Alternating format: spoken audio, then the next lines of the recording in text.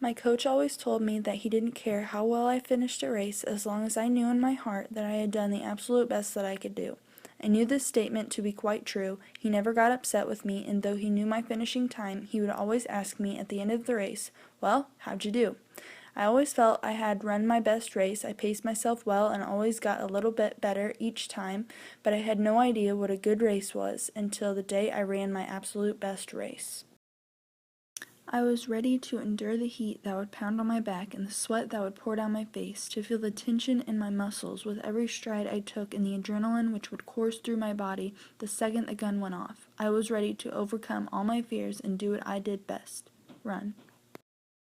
Bang! And everyone moved at once, running in the same direction, trying their hardest to be the one in front, and eventually evening out into a staggered line.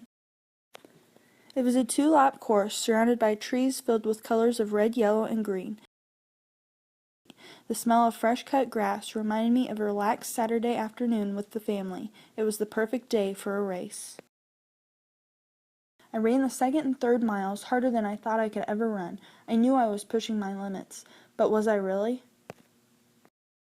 I crossed the finish line and I felt an instant rush of relief, joy, and confusion. I grabbed my place card. It had a number 1 on it.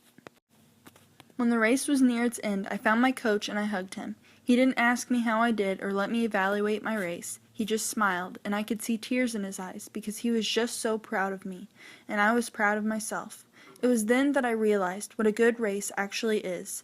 It's a race that pushes a runner past their limits and leaves them in a state of awe at the realization of what they have just accomplished. There's no feeling quite like it, and since then, the only time I can find this feeling is through a good run.